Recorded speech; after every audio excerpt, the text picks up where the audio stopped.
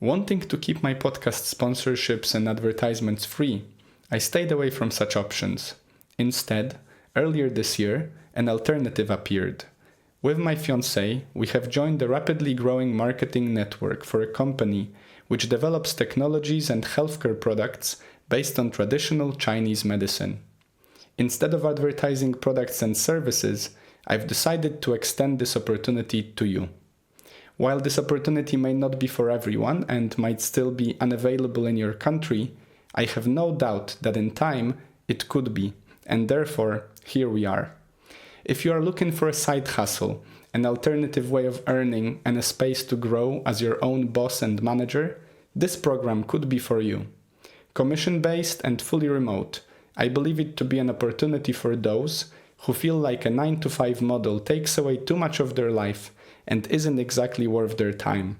If you'd like to learn more, follow the link below. If your country is on the list, you're in. I look forward to working with you, and now, enjoy the show.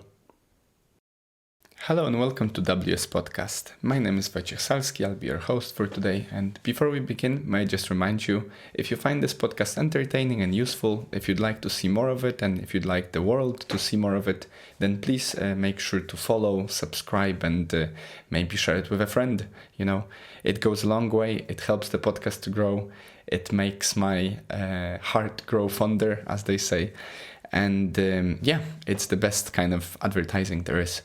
Other than that, if you'd like to support the podcast in any other way or just, explore what else is there, then follow links below and you can find potentially some additional things there.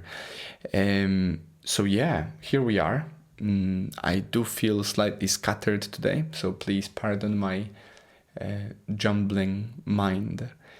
Had a really intense day at work and I'm studying a lot right now, so it's really, really quite a time to be alive. Now, today I wanted to share with you my thoughts and some ideas and also some topics related to the wonderful book The Body Keeps the Score and by Bessel van der Kolk. So just maybe to begin with, as the title suggests, if you're fluent in English, it's all about how our body, the physical body, is actually, according to the author, keeping track and, to our detriment in many ways, keeping the trauma within us. So, as we will explore, the main point of the book is that whatever you're going through over your lifetime, and quite frankly, even more than only yours, but also, your parents and generational trauma and stuff like that, it can be tracked into physical experience that you're, dealing with on the daily basis. So, for example, you might be feeling a discomfort in your lower back, and first sort of point of contact explanation could potentially be that you're slouching when you're working, or maybe you spend too much time sitting down, which for the most part all of us do, or the majority of us that work in the offices these days do. But according to Mr. van der Kolk, there is more to it, and this does not mean that every person who has a discomfort in their lower back can track that discomfort to a certain trauma, both physiological and psychological trauma from the past, but it might be that some of us do. And so throughout the book, this idea is laid out, and there are many sort of informative stories, to like case studies, I guess, to allow you to explore this idea for yourself. And then the fun part about the book that I found is that later on in the book there are actually some practical pointers made as to how maybe how we could use this knowledge to help ourselves, and also how contemporary medicine or medical practitioners out there, and I guess coaches, gurus, and whatnot, people that are trying to help people, could use it to advance their patients' care and health. So we'll go through, I hope, 5 major themes. I think one of them might be quite short. I don't want to spend too much time on it, but let's see how it goes. All right. I will, I've taken some notes here. I have some notes on the screen as per usual as well. And I've also prepared some quotes from the book. And I guess, it's been a while, since I read the book. And it's been a while since I thought I've created the episode for you about this book, to the point that I'm actually second guessing myself right now as we record, as I speak, whether or not I've already created this episode, because it seems to me that it's such an important book to make an episode about. But here we are. Let's see. I hope I didn't do it before. If I did, then this recording might never see the light of day, but also be it. Here we are to learn. So our first topic is that which I already sort of suggested, which is this physical impact of trauma on the body. And the quote here that I have for you is, "Trauma is not just an event that took place sometime in the past. It is also the imprint left by that experience on mind, brain, and body. This imprint has ongoing consequences for how the human organism manages to survive in the present." So, according to the author, all of the psychological phenomena have a correlating physiological response in our nervous system, basically. And so, whenever we're experiencing these feelings of, fright, the need to flight or to freeze as mechanisms, we can basically get our body to be dysregulated in some ways.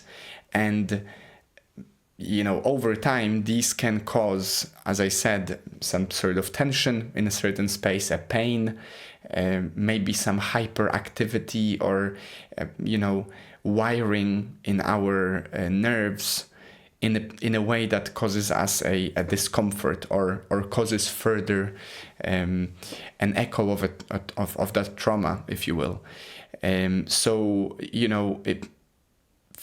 I'll just share with you my own story, because I think that's the most, here we are just to talk about life in general, and who am I to talk about other experiences but my own, really.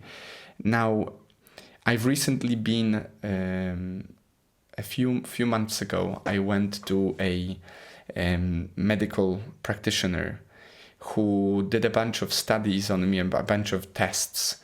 And basically, it came up that I might have some sort of parasite in my stomach. Basically, it's a sort of a digestive issue problem, which actually is the reason why I used to, now hopefully less than before, used to struggle quite deeply with acne. And if this is no fun activity, but if you want to just check me, then check out the videos from a year before, 2 years before, and so forth. So I'm going through a therapy right now with a bunch of vitamins and other things that I'm taking to basically cleanse myself of that passenger, let's say. But it did make me think of these ideas that have been shared with us for generations. And I even remember my grandma at some point mentioning that we often don't realize just how much of our discomfort or of our difficulties in terms of our physiological health might be related to our stress or our digestive issues, which usually get aggravated as well when we are stressed. Overall, really, chronic stress is not good for you, period. And I think this actually goes hand in hand with what the book explores, which is this idea that especially if you have especially chronic symptoms, which are not necessarily like you've never actually injured your leg, but there is a certain tension in a certain space in your leg that sort of appeared out of the blue, and you're sort of getting used to living with it as you go. This is not a definitive, but it might be caused by some psychological states or something that is going on in your life that you're not dealing with the way maybe you're not allowing it, you're not letting go, essentially. And I'll link below the letting go book discussion, because I think that's actually, we're gonna get to that in a second, but it's essential here, basically. So through not allowing it to pass, through holding on to it, especially people, according to the author, people who get extremely traumatized can go on reliving that past trauma again and again in different form. And they might not even realize that they're doing it to themselves, essentially, it reminds me of this idea that, if you have a short circuit, some sort of connection that makes the light bulb, produce light. And then if that short circuit becomes, let's say, interrupted for a moment, and there is a spike of energy after the energy going down to begin with, that spike might actually destroy the light bulb, right? Like, too much energy is also bad for your lamp, the same way as too little energy will not allow it to shine. And I'm just thinking about it in the context of those nervous connections, which, if a trauma is so intense that it changes your nervous state, and you don't allow, your body does not give itself, or your mind does not allow itself to relieve of that tension over time, that tension will stay somewhere. And this is basically the idea that the body keeps the score, right? Your tension in your lower back might be caused by some stressful situation, or a series of stressful situations that you've been living through, and you've not actually dealt with it. And here, first thought straight away is from Carl Jung, this idea that until we make our subconscious conscious, we will allow it to lead our life, and we'll call it fate. Carl Jung was a big proponent of the idea that we should look within and explore what is it that is, bothering us, or what is it that is inspiring us. And by allowing ourselves this exploration, his suggestion is that you will be able to get over and go forth in your life in a proactive manner.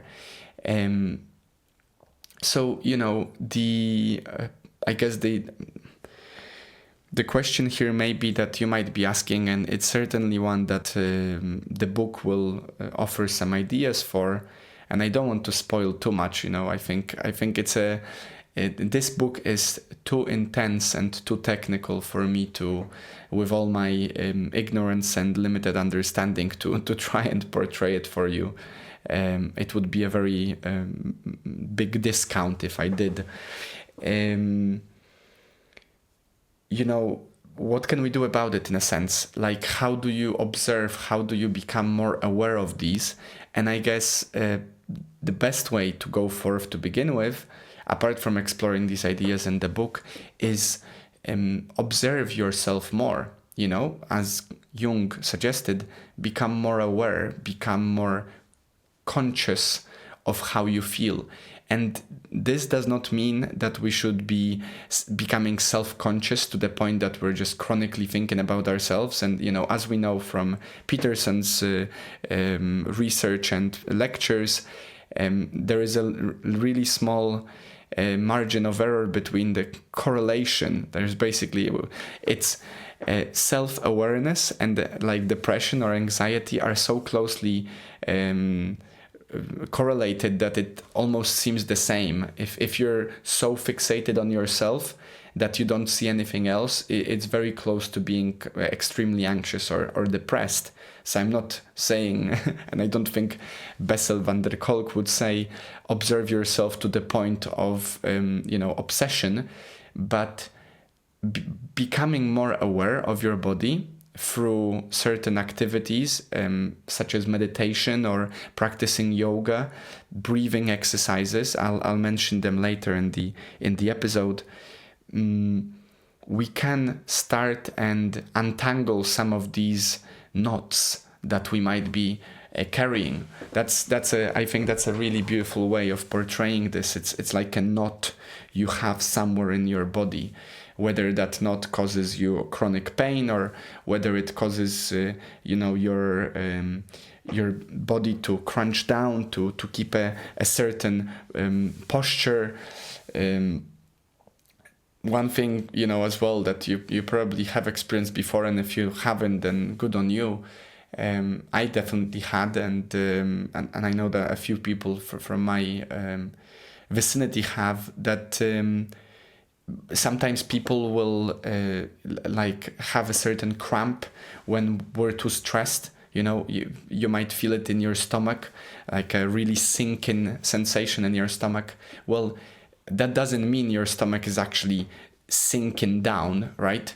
But because of the stress you're experiencing, your body is reacting in a physical way. So in the same way that you might be feeling really, really wonderful hugging a friend or a loved one and feeling physical sensations, in the same way you might be feeling physical sensations of fear, anxiety and so forth. So there's definitely, even in layman's terms, there's definitely some truth to that. And I mean personally, I have no doubt that the book's message and the ideas shared in it are very true, valid and helpful. Now, in terms of the second topic, I've decided to discuss with you the idea of memory and its role in our trauma. And this ties very deeply with the letting go and with meditation, with basically acceptance idea that we know from so many scriptures and spiritual and mental, really, philosophies and ideas. The quote is, "As long as you keep secrets and suppress information, you are fundamentally at war with yourself. The critical issue is allowing yourself to know what you know. That takes an enormous amount of courage." So, one thing to note to begin with, as we talk about memory, and this is an interesting fact. Apparently, we don't remember things as they were. If you think about it, there are multiple layers to this statement. First of all, you cannot remember things as they were because you're not actually objectively looking at life. Every experience you have, and every experience you're gonna have, and every experience you've had is gonna be subjectively observed through the lens of your own life, right? It's almost like you have those set of those glasses, and you see those glasses being your personality, your backstory, your life, your awareness, let's say. And these glasses are already making everything that you experience, even right now, all that we're experiencing is subjective to begin with now. So that's one layer. Second layer, every time we bring back a memory, we look through an aspect of that memory because there is something some connection that we're making between that memory and what we're trying to remember. So for example, if you're telling your friend about a story when you went to the woods with another friend, maybe the connecting link is the fact that you're planning an adventure in the woods. Maybe a connecting link is a funny story because there was an accident that happened that was funny. Or maybe the connecting link is that friend because you're bringing back, oh, do you remember how we went to the woods that day? So even just that is already putting another lens on top of that experience you've had, right? Because you're not remembering objectively the woods adventure, but you're subjectively observing the adventure and looking at it from the perspective of, oh, do you remember how we did this or how that was as such, right? And then the third part to it, which is really mind-blowing for me, and I've learned it a while back and it still blows my mind, is whenever we bring up a memory, imagine you have a file in your computer or a file of a photo gallery on your phone. Imagine that photo gallery or that file on your computer gets updated just slightly every time you bring up a certain file. So for example, every time you look at a certain photo, that photo slightly changes. That happens because whenever we remember the memory, we remember it through a certain perspective. For example, through the perspective of going to the woods with a friend. And so for the benefit of our minds are made in such way that to save energy and save storage space, essentially, they will clip out over time what we don't remember and what we don't keep remembering, and they might actually override that with something that we think we remember because we've remembered it long enough to remember. So we literally lie to ourselves over time with our memories. Now, the most important aspect of this is your memories are emotional to begin with. We are by default emotional creatures, and stronger emotions have stronger connections for us and form stronger memories than less strong emotions. If you think about it, it's very difficult to remember what you did 10 years ago on an average Thursday when nothing happened, nothing special happened. But it's very difficult to forget what you did when your child was born, or when you met your love of your life, or when you had that horrible accident that changed your life forever. And this is crucial in our discussion here on the role of memory in trauma, because according to van der Kolk, traumatic memories basically they differ from normal memories because they are already, by default, so fragmented, sensory-based, and scattered that they almost keep being overridden and saved on a different drive. It's as if instead of having one photo that you put in your library and then over time with all the other photos it slowly fades into a mix of photos, and you might not even remember where that photo is. According to van der Kolk,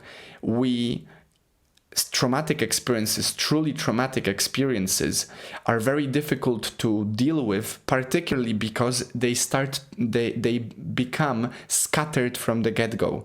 So instead of having one photo, you have let's say 20 little pictures thrown in all of your different folders, and sometimes because of it, you might trigger yourself by experiencing some other photo from your library simply because of its vicinity to that little piece.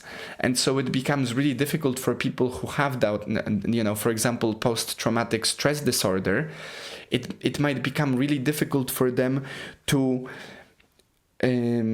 deal with a certain situation, because suddenly a situation like a spark turns on that little folder, that little file in their brain, which they've not compartmentalized, they've not dealt with, they might not even remember that it's there.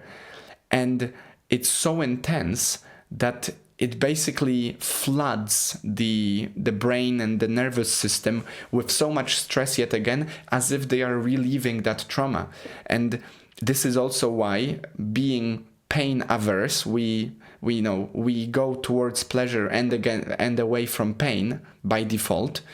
This is why it's so difficult for us to deal with trauma, especially if it's being suppressed long enough.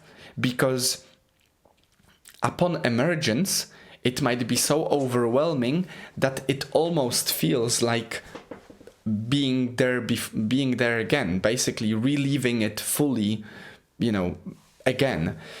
So, the idea here, I guess, from van der Kolk's perspective, from his research and work, is that the first step to deal with that trauma is to acknowledge it. And for that, there are some therapies that you can do. That's essentially what a good psychiatrist will do for you. They will help you in a safe space, bring up difficult topics and ideas and experiences so you can deal with them, so you can reframe them, so you can maybe place them in their right place, so they become compartmentalized, sort of booked in, rather than kept on the side forever or scattered forever just to scare you every now and then. Essentially to make order out of chaos that you might have as a traumatized person. And this takes us, very smoothly into the next topic, which is very closely connected, that apparently, and this makes a lot of sense to me at least, apparently the best way to support such a challenging moment when you're dealing with trauma, when you're dealing with your past essentially, as to not allow it to influence your future ad infinitum, are the relationships and connections, social connections we have with others. By far, what each of us, even if we don't admit it, at our deepest, what we long for as humans is belonging and love. If you don't agree with me, send me an email. I'm happy to debate you. It all seems to come down again and again to love and connection. And through that love and connection, we become more immune, or at least resilient, in adversity or against adversity of our lives, and we become more anti-fragile. Anti-Fragile is a book by Nassim Taleb, which I'll actually have to do with you at some point, for sure. But the idea of anti-fragile is more or less this idea that whatever doesn't kill you makes you stronger, right? Any attack on your being becomes a way of you strengthening yourself and absorbing that shock and becoming basically stronger. And in many ways, don't quote me on this, but I did hear before this observation that children who are offered loving attention and true love from their parents feel much stronger, much more courageous, and much more resilient than those that couldn't get that blessing of a loving family care. It seems that connection and safety in our relationships is essentially like a lifeline that allows us to deal with the stresses of life more efficiently, more diligently, more skillfully, if you will. The quote here is, "Being able to feel safe with other people is probably the single most important aspect of mental health. Safe connections are fundamental to meaningful and satisfying lives." Because of how trauma almost like, penetrates us, ruptures us in many ways, spiritually, mentally, physiologically, physically, it's the trust that we have in our relationships, and it's the belonging that, in the community, in your immediate family, in your loving relationship, and all of that, that can help you piece yourself together. We even have it in our languages, right? Like, we have those expressions like get yourself together, like get yourself in one piece, like pick yourself up. Come on, man, get your S together and stuff like that. Our healing, especially healing from trauma, going through these difficult emotions and going through the difficult things and experiences, basically relieving them to alleviate yourself from them, to let them go, will need some work and will need some pain and suffering. And you can help yourself through that by having a supportive relationship, whether it's a immediate family, your loved one, maybe a therapist, a community.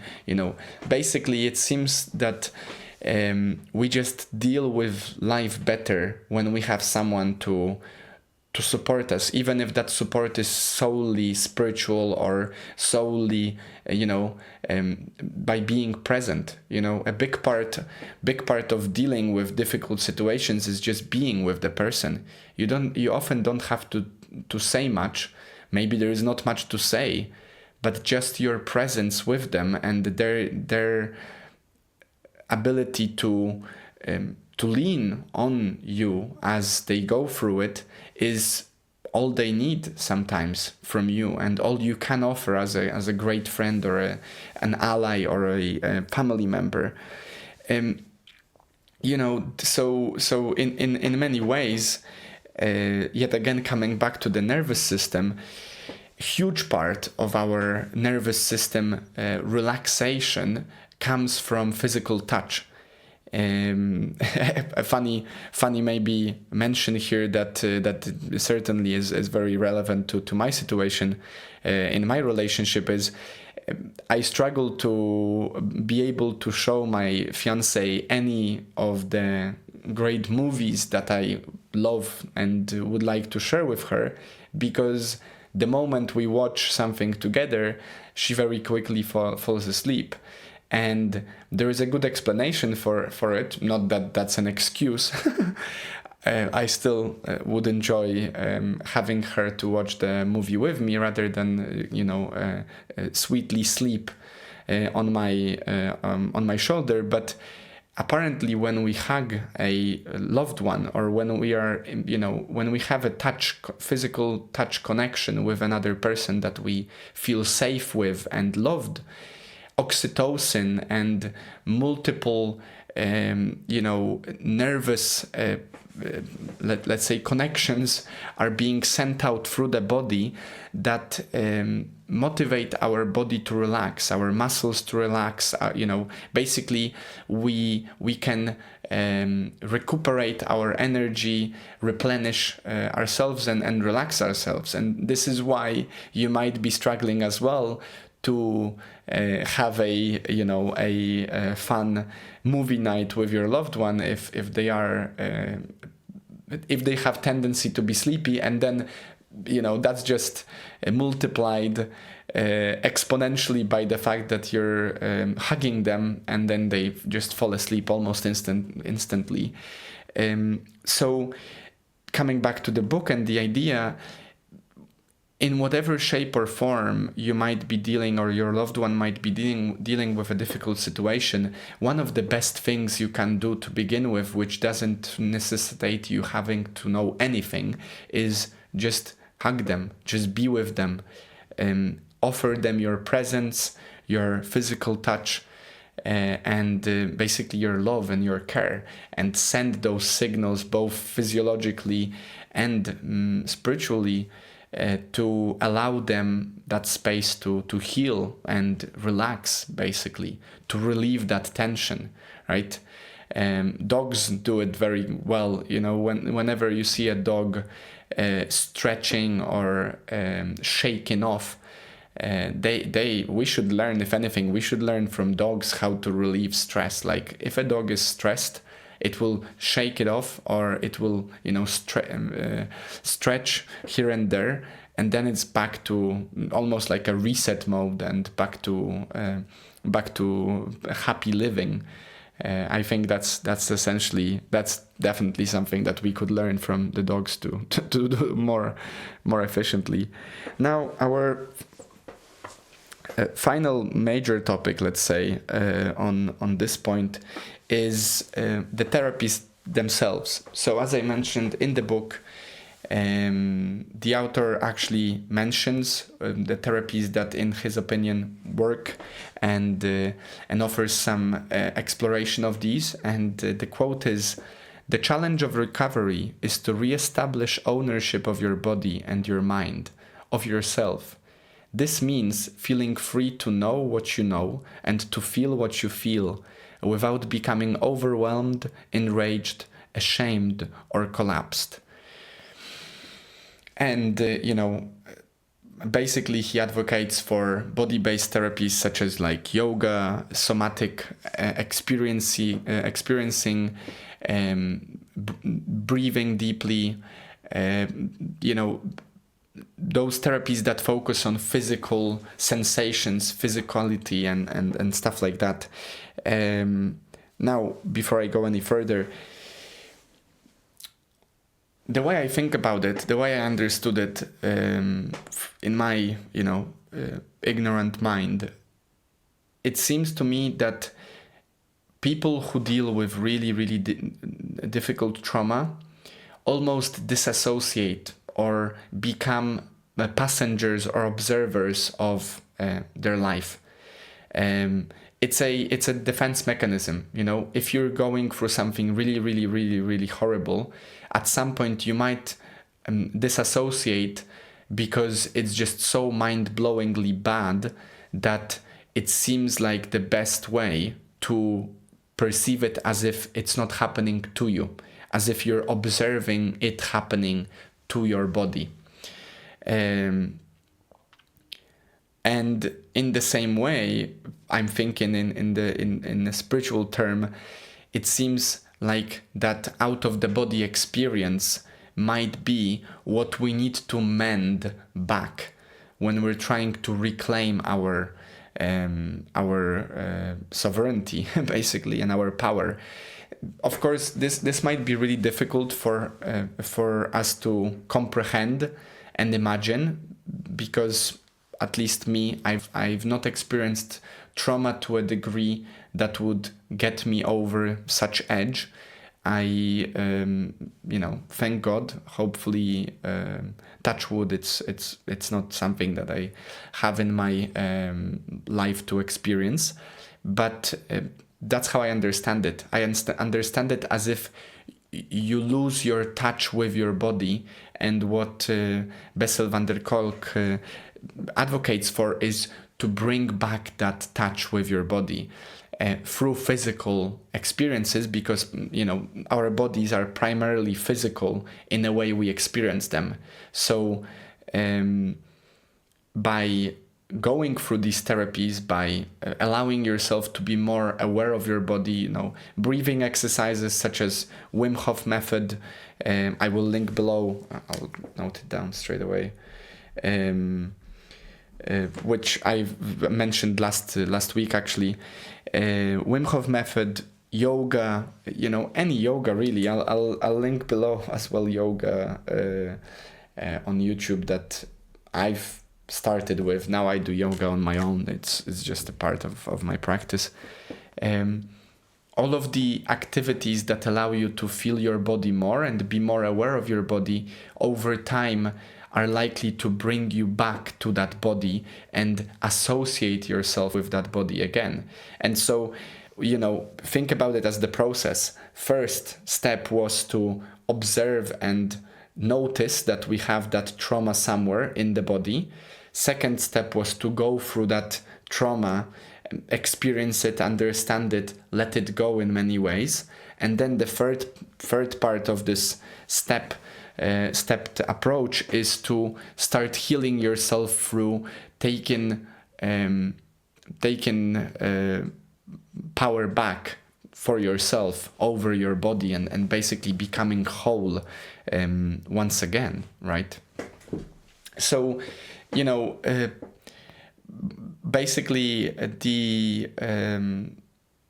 the ideas that the book suggests are very closely aligned to what studies have been showing recently, with PTSD and with many different difficult situations that people are going through, where talking is not enough, where there has to be either a role play that allows you to live through that moment once again and deal with it, or maybe a certain catharsis through relieving the pain from your body. I've heard of therapies such as screaming, like actually screaming your lungs out into the woods or whatever to relieve some of that tension, or crying or laughing. Feel free to research those. I've not tried those myself, but yeah, these are the different therapies and ideas that the book is basically advocating for. Now, the fifth topic is I want to keep this one shorter because I don't know as much about it, and it seems like a challenging one even to begin exploring. I'll just offer you some of my ideas, and that's gonna be that, let's say. It's the societal and cultural dimensions of trauma. Now, the quote is, "Trauma is not just an individual tragedy, it is a collective one. The effects of trauma are transmitted across generations, affecting families, communities, and entire societies." So, at the very end, van der Kolk basically broadens the scope and suggests that trauma can be intergenerational. It can have effects, passed down, and it basically can affect the way we live in a cycle of pain, perpetuating it if it's not addressed. The very, I think, most appropriate example here to note is, oftentimes people who have been victimized by some horrendous experience. I don't want to be talking here too much about it because I don't want to trigger anyone, but some people that have gone through some really, really horrific stuff might not deal with their trauma, and instead by suppressing that trauma, and then later on maybe exploding at some point, they're actually passing on that trauma onto their kids.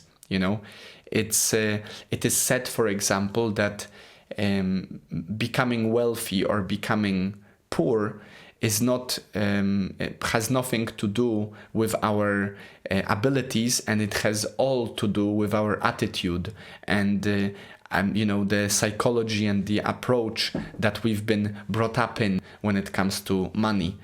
Apparently, rich people tend to teach their kids in a way to live in a way that allows the kids to also understand and be rich, whereas poor people unfortunately are likely to basically perpetuate their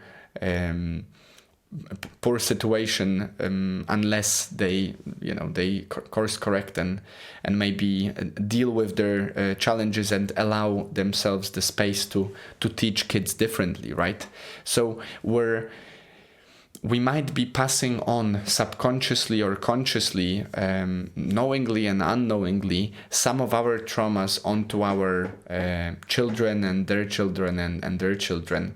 And I guess this part, for me at least, was a little like an alarm bell or a wake-up call, just to pay attention to it, to pay attention to how I act and how I deal with my traumas as I go through life. And so when I do have kids, I don't offer them the traumas, unfavorably. And of course, it's easier said than done. As I'm observing my parents and their parents, and as I was talking with my father again and again about these things, and my mom, it seems to me that whatever we think we will not make as mistakes of our parents, for example, we just end up making other ones, because it is a human challenge and an opportunity and a blessing and a curse that we might be wrong from time to time, and we might make mistakes. I have no doubt that there is no parent out there who did not make a mistake, because if you think about it, even not making a mistake as a parent is probably a mistake because if you're so down to every dotted I and T that your child is like a walking machine, perfectly aligned with everything that is the best in the world, then I think in many ways you failed, because in that rigidness your child is completely uncreative or unadventurous. So there seems to be a method to our madness of mistakes and correction, and mistakes and correction, and just simply trying to do our best. And I guess, that's what I'm gonna strive for, and I hope that's what you're striving for, to do your best with all you could in your particular situation. And if you think about what other people do and about history through that lens, that everyone always does what they think is best in the circumstance, then it also it's in many ways a radical revelation that we're all just making mistakes, and we go, and what one person does, and you might consider that wrong, that person at that time in their life thought that that's best they can. Of course, that can be wrong and potentially illegal or whatever, or hurting someone. Nevertheless, I bet that in their mind, however twisted it might be, they thought that that's the best they should do in that moment, because whenever we do something, by definition we've chosen to do that thing from the multiples of things. And so as long as you're choosing for yourself, you are probably choosing the best you can. You might just not know how could you do it better, basically. Anyway, there are some thoughts for you. I hope I offered you some practical and fun ideas here to ponder. Maybe to finalize, the book is wonderful, and it's really difficult. It's similar. It reminds me of Thinking Fast and Slow by Daniel Kahneman in terms of density and like how much of complex ideas there is. Certainly it's one of those, so proceed with caution. But I would challenge you to read it. I think it's a worthy read, And with all the mental health issues that the world seems to have, I think the world would be a better place if we knew more about trauma. And Bessel's work is certainly one that can offer us that insight. As the invitation for this week, as a challenge, you guessed it, I would like you to try either yoga or breathing. I'll put links below for those. Or maybe find some other thing. Maybe you want to go into the woods and scream off the top of your lungs. Choose one activity that you think might get you closer to being in touch with your body, and try it. And once you try it again maybe. Share it with me. I would love to hear what you think, and if you did go to the woods and scream, and whether or not someone made a scene out of this. But yeah, see what works for you, and basically become more aware and more in touch with your body. Regain control, and be the captain of your ship, the master of your ship, I guess. Other than that, thank you so much for being. Thank you so much for listening. If you'd like to support the podcast, or if you've not clicked follow up, subscribe just yet, please do. It means the world to me. And thanks for being here. Have a wonderful, wonderful week. Stay happy, stay healthy, and I'll see you next time.